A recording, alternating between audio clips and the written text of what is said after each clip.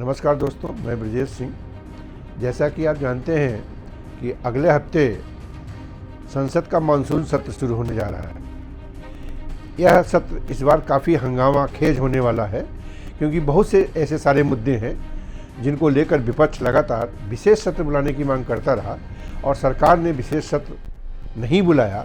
और अब उन सारे मुद्दों को उम्मीद है कि इस बार विपक्ष संसद के अंदर पूरी तरह से सरकार को घेरने की कोशिश करेगा। दोस्तों, इस समय आप देख रहे हैं यंग भारत न्यूज़ और हम आपको संसद की अगली जो कार्रवाई शुरू होने वाली है 21 तारीख को, उसके बारे में विस्तार से यहाँ कुछ चीज़ें बताने वाले हैं। 21 जुलाई से 21 अगस्त तक संसद का सत्र चलेगा। संसदीय कार्य मंत्री किरण रिजिजू जी ने इसकी जानकारी देते हुए बताया कि इस बार के सत्र में 8 नए बिल लाए जाने की तैयारी है और जो पुराने बिल पहले से संसद में हैं उन बिलों पर भी संसद में आगे कार्रवाई होगी और उन्हें पास कराने की कोशिश होगी। इसी बीच विपक्ष की ओर से ऐसे तमाम मुद्दे जो देश में पिछले सत्र से इस सत्र के बीच में घटे हैं उन पर चर्चा कराने की कोशिश की जाएगी, चर्चा कराने की मांग होगी और उनको लेकर सरकार को घेरने की कोशिश होगी। जाहिर सी बात है, उसमें सबसे बड़ा मुद्दा होगा पहलगाम में हुआ आतंकी हमला और उसके बाद भारत सरकार की ओर से किया गया ऑपरेशन सिंदूर का मामला। इन सारे मुद्दों पर कांग्रेस और विपक्ष के दूसरे दलों की ओर से सरकार की रणनीति को लेकर बहुत सारे सवाल खड़े किए गए और लगातार इसके लिए जेपीसी की मांग की जाती रही।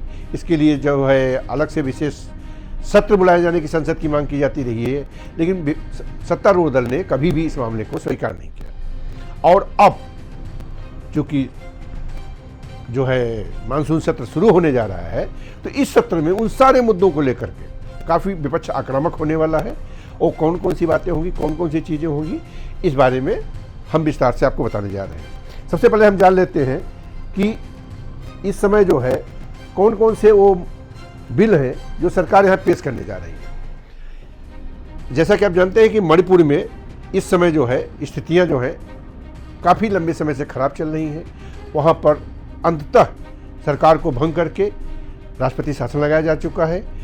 तो ऐसा माना जा रहा है कि राष्ट्रपति शासन की अवधि को बढ़ाने के लिए एक बार फिर संसद में एक प्रस्ताव आएगा, एक बिल आएगा और उस समय मणिपुर के मुद्दे पर या पूरे जो नॉर्थ ईस्ट का हिस्सा है, राज्य है, वहाँ जो अशांति चल रही है, वहाँ पर जो अव्यवस्थाएँ चल रही हैं, उसको लेकर केंद्र को घेरने के लिए कोशिश होगी। इसके अलावा जो महत्वपूर्ण बिल है उसमें कराधान संशोधक विधेयक है, जन विश्वास संशोधन विधेयक है, भारतीय प्रबंधन संस्थान से संबंधित एक बिल है, भू विरासत स्थल एवं भू अवशेष संरक्षण से संबंधित एक बिल होगा।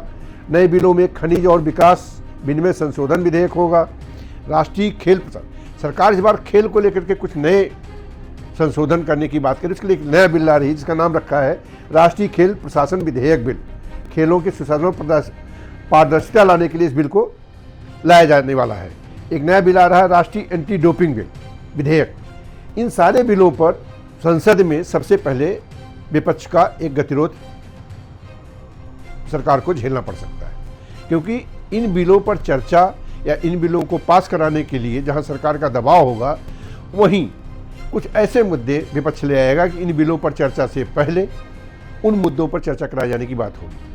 जैसा कि पिछले सत्रों में आप लोग देखते रहे हैं कि संसद के अंदर सरकार का जोर होता था बिल पास कराने पर और विपक्ष का जोर होता है चर्चा कराए जाने पर। इस हंगामे के बीच में कई ऐसे बिल पास कर दिए जाते हैं जो कि लोकसभा में और राज्यसभा में सत्तारूढ़ दल का बहुमत है, तो विपक्ष की अनसुना करते हुए विपक्ष के वॉकआउट के दौरान या हंगामे के बीच में ही बिलों को पास कर दिया जाता है।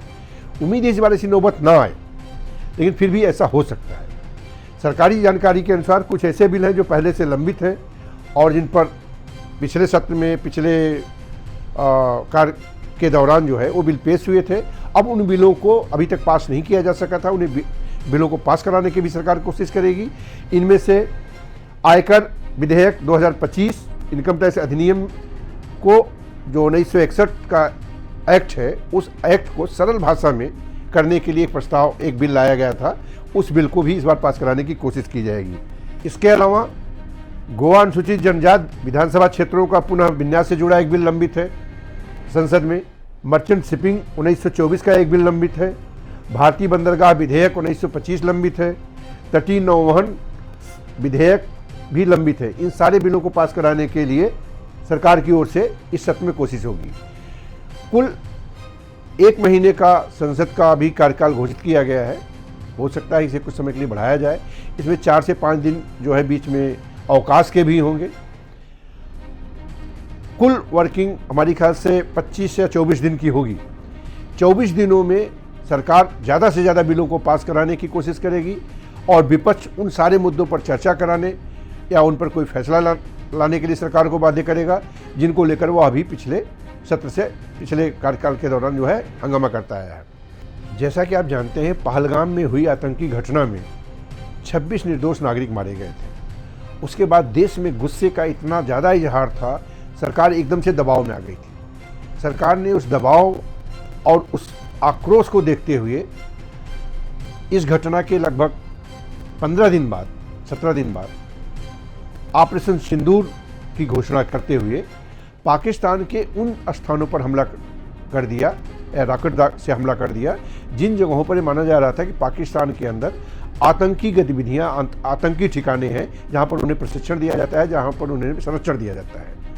लेकिन पाकिस्तान की ओर से इसे एक्ट ऑफ वार माना गया और उन्होंने भी बदले में भारत पर हमले शुरू कर दिए। इस लड़ाई में भारत के खिलाफ स्पष्ट रूप से देखा गया कि चीन, अमेरिका और तुर्की जैसे दूसरे देश जो हैं वो पाकिस्तान के पीछे खड़े नजर आए। अचानक जब भारतीय सेना इस पूरी लड़ाई में आक्रामक हुई और पाकिस्तान को दबाव में लेने की स्थिति में आ गई, पाकिस्तान के कई महत्वपूर्ण ठिकानों पर अपने रॉकेट फेंक दिए, उसके बाद अचानक से सरकार ने जो है पाकिस्तान के साथ बातचीत करके इसमें युद्ध विराम कर दिया। इन सारे सवालों को लेकर न केवल देश बहुत चौंका था बल्कि विपक्ष की ओर से सवाल उठाया गया कि आखिर ऐसे कौन सा दबाव था कि सरकार ने अचानक से समझौता कर दिया जबकि हमारी सेनाएं बेहतर तरीके से चीज़ों को निपटने में लगी हुई थी। विपक्ष की ओर से सवाल उठाया गया। सवाल इसलिए भी उठाया गया कि जिस समय समझौते की घोषणा की गई उससे पहले ट्रंप ने एक ट्वीट करके एक कह दिया, एक जो है सोशल मीडिया के माध्यम से घोषणा कर दी कि दोनों देश जो है समझौता करने वाले हैं। इसे किसी तीसरे देश के हस्तक्षेप के रूप में माना गया। विपक्ष ने भी इस पर सवाल उठाया और यह बात केवल एक बार ट्रंप ने नहीं की, पिछले 2 महीने में कम से कम 2 दर्जन बार अलग अलग मोर्चों पर, अलग अलग मौकों पर यह बात कही कि उन्होंने भारत और पाकिस्तान के बीच में युद्ध विराम कराने के लिए, संधि कराने के लिए दबाव डाला। उसके बाद दोनों देशों ने समझौता कर लिया। भारतीय विदेश नीति ये कहती है कि हम कभी भी द्विपक्षीय मामले में तीसरे पक्ष के, खास करके पाकिस्तान के मामले में तीसरे पक्ष के हस्तक्षेप को नहीं स्वीकार करते हैं। विपक्ष ने सवाल उठाया कि अगर हम तीसरे पक्ष को स्वीकार नहीं करते हैं तो अमेरिकी राष्ट्रपति क्यों कह रहे कि उन्होंने समझौता करा दिया, और लगातार सरकार से इस पर जवाब देने की बात करते रहे। सरकार ने कोई जवाब नहीं दिया। ऑपरेशन सिंदूर को लेकर के जिस तरह से केंद्र सरकार ने अपनी रणनीतिक कौशल में चूक दिखाई, उसको लेकर काफ़ी आक्रामक हो गया विपक्ष और इन्हीं मुद्दों को लेकर के वह लगातार सवाल करता रहा। पहले पहलगाम के लिए सवाल हुए कि आखिर इतनी बड़ी घटना हुई, हमारी इंटेलिजेंस को इनपुट नहीं था तो सरकार ने उसके लिए एहतियाती कदम क्यों नहीं उठाए। पहलगाम के जिन घटना के जो जिम्मेदार लोग थे, घटना में जो शामिल थे, जिन्होंने वहाँ पर शूट आउट किया, उनकी आज तक पहचान नहीं हो पाई। एग्जैक्ट वो लोग कौन थे? ऐसा कहा जा रहा है कि पाकिस्तान से थे, पाकिस्तान वापस चले गए। तो भारतीय सिस्टम में क्या इतना लो पोल्स है कि कोई देश में आए, यहाँ पर मौत का तांडव करे और वापस चला जाए? विपक्ष इस तरह के तमाम मुद्दे उठा रही है और जिस तरीके से इस पाकिस्तान से हुए सैनिक कन्फ्रंटेशन के दौरान चीन की भूमिका आई, तुर्की की भूमिका आई, उसको भी लेकर सवाल उठाया जा रहा है। पूरा प्रकरण इस तरीके से बन गया है कि जिसमें लगता है कि सेना ने अपना कौशल तो दिखाया, लेकिन जो एक देश की रणनीति होनी चाहिए, जो एक देश के लीडरशिप का स्टैंड होना चाहिए, उसमें कहीं न कहीं भारत चूक गया। इन्हीं सारे मुद्दों को लेकर के चर्चा करने के लिए कांग्रेस की ओर से, विपक्षी दलों की ओर से पिछले 2 महीने से विशेष सत्र बुलाए जाने की मांग की जाती रही और सरकार इसके लिए तैयार नहीं। अब वो मौका होगा जब संसद के अंदर भाजपा और विपक्षी दल आमने सामने होंगे तो ये सवाल उठाए जाएंगे।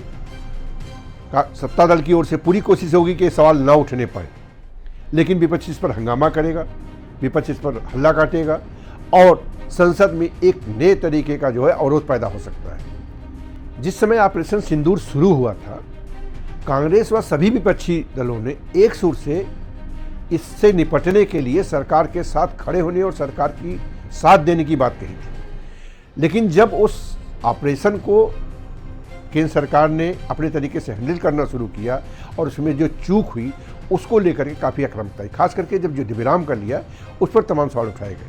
अब चूँकि युद्ध विराम हो चुका है, अब युद्ध विराम के तुरंत बाद इसके राजनीतिक फायदे उठाने की कोशिश की जाने लगी, तो कांग्रेस ने कहा कि आज मोदी सरकार जो है कश्मीर के लेकर जो भी नीति अपना रही है उसमें वो पूरी तरह से फेल है। पिछले 9-10 सालों में आतंकवाद की घटनाओं में कोई बदलाव नहीं आ रहा, लगातार बड़ी बड़ी घटनाएं हो रही हैं, आतंकी घटनाएं हो रही हैं। तो कश्मीर नीति को लेकर के इसी बहाने जो हमारी विदेश और नीति और कूटनीति को लेकर के इन सवालों को लेकर के लगातार विशेष सत्र बुलाने की मांग की जाती रही और ये कहा जाता रहा कि सरकार के कदम से भारत जो है विश्व पटल पर अलग थलग होता नजर आ रहा है।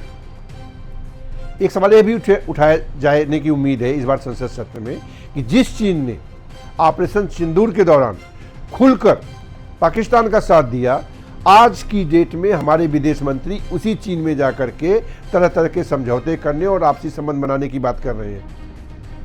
तो ऐसी स्थितियों में विपक्ष का यह दावा होगा कि क्या चीन के सामने रक्षात्मक स्थिति में आ चुका है भारत? क्या अपनी सीमाओं को लेकर के उतना चैतन्य नहीं है?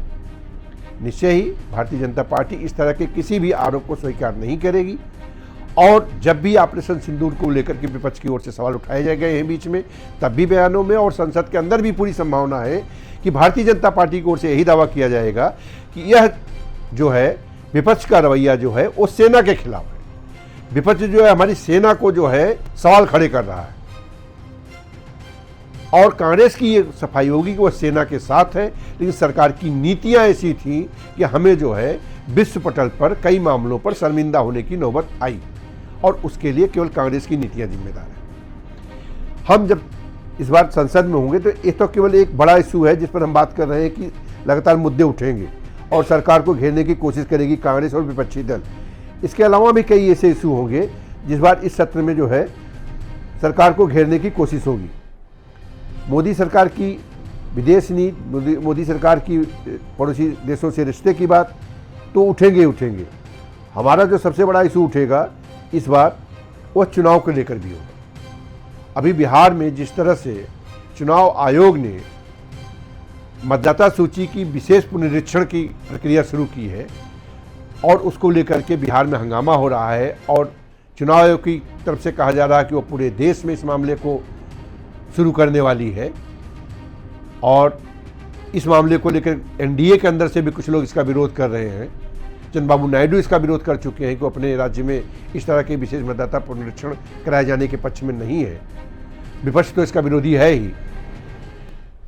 इसके साथ ही पूरी चुनावी प्रक्रिया और चुनाव आयोग की भूमिका को लेकर के भी सवाल उठाए जाने की पूरी इस बार उम्मीद है, क्योंकि चुनाव आयोग पर विपक्ष अब खुलकर आरोप लगाता है कि वह सत्तारूढ़ दल भाजपा के लिए काम कर रहा है। संसद के अंदर इस पर खुलकर बात होगी और सरकार की ओर से उसका जहां चुनाव आयोग का बचाव किया जाएगा, वहीं से विपक्ष की ओर से चुनाव आयोग के तमाम फैसलों पर सवाल उठाए जाएंगे। चुनाव के दौरान जिस तरह से हमारी तमाम चुनाव एजेंसियां हैं, ईडी है, इनकम टैक्स है, विपक्ष के ऊपर रेड डालना, कार्रवाई करना शुरू करती है, उसको भी लेकर के यह एक सवाल खड़ा किया जाने की पूरी उम्मीद है इस बार संसद में कि जब हमारे देश में चुनाव होता है तो सरकार विपक्ष को इन गतिविधियों से, इन एक्शन से दबाने की कोशिश करती है, उनको पीछे धकेलने की कोशिश करती है। जो चुनाव का मूल सिद्धांत है लेवल प्लेइंग, कि सभी को समान मौका मिले, उसमें वह कोशिश करती है कभी चुनाव आयोग के माध्यम से, कभी इन सरकारी एजेंसियों के माध्यम से, ईडी के माध्यम से,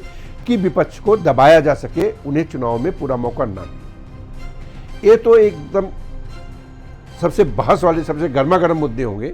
इसके अलावा भी कई ऐसे इशू होंगे जो इस बार चुनाव लोकसभा के अंदर जो है हंगामे का कारण बन सकते हैं। उसमें किसानों का मुद्दा फिर से एक बार उठेगा। पिछले सत्र में भी किसान जो है धरना दे करके बैठे थे और ये कहा गया कि सरकार जो उनकी मांगें मानी थी, जो उनसे समझौता करने की बात कही थी, उन्हें सरकार उन पर आगे नहीं बढ़ रही है, उनको टाल रही है। 3 विवादित कानून कैंसिल करने के बाद सरकार ने किसानों के लिए कोई फैसला नहीं लिया है, ऐसा आरोप है। तो किसानों का भी मुद्दा उठेगा, बेरोजगारी का भी मुद्दा उठेगा, सरकार पर महंगाई का भी मुद्दा उठेगा। यद्यप इस समय महंगाई के आंकड़े, हो सकता है लोगों को महंगाई लग रही हो, लेकिन सरकार आंकड़ों की आड़ में इस बात को झुटाने की कोशिश करेगी कि आंकड़े बता रहे हैं कि इन दिनों महंगाई जो है हमारी 2.5% के आसपास आ चुकी है और यह पहले की तुलना में काफ़ी कम है। सरकार इस बात का दावा कर सकती है कि महंगाई पर सरकार ने काबू पा लिया, तो सरकार का बचाव यहाँ का मुद्दा मिलेगा। संसद सत्र में जो है शिक्षा से जुड़े बिल, परीक्षाओं में हुए घपले घोटाले, जो राष्ट्रीय स्तर पर परीक्षा कराने की संस्था है उसके पर्चे लीक होने के मामले, इस तरह के और भी कई इश्यूज हैं जिनको लेकर के सरकार को घेरने के लिए विपक्ष पूरी तैयारी कर चुका है। और कश्मीर के मुद्दे पर तो कांग्रेस ने एक लेटर भी लिख दिया है सरकार को कि कश्मीर को एक स्वतंत्र राज्य का दर्जा दिया जाए। तो कश्मीर भी इस बार जो है पूरा फोकस होगा संसद सत्र में, जिसको विपक्ष उठाएगा। वहाँ कश्मीर के हालात को लेकर, कश्मीर में जिस तरीके से अभी भी केंद्रीय एजेंसी ही पूरी तरह से गवर्न कर रही है, उसे राज्य के रूप में काम करने के लिए बहुत सारे अधिकार सीमित हैं, उन मुद्दों को भी इस बार संसद में उठाया जाएगा। और इस पर विपक्ष की ओर, सत्ता पक्ष की ओर से कोशिश होगी कि विपक्ष इस पर चर्चा ना करा पाए, और चर्चा ना कराने को लेकर के संसद में हंगामा होना है और विपक्ष की ओर से दबाव बनाए जाने की कोशिश की जाएगी। इन सारे मुद्दों पर खुलकर चर्चा हो, और जब चर्चा होगी तो निश्चय ही सरकार को घेरने में विपक्ष की जो भी रणनीति होगी वो उसमें कामयाब होगा। अब देखना होगा कि 21 तारीख से संसद सत्र किस कोलाहल और हंगामे के साथ चलता है। धन्यवाद दोस्तों, आपको यह वीडियो कैसा लगा कमेंट बॉक्स में लिखकर बताएं, और हमारा चैनल अभी तक आपने सब्सक्राइब ना किया हो तो सब्सक्राइब करें और बेल आइकन को बटन दबाएं। धन्यवाद।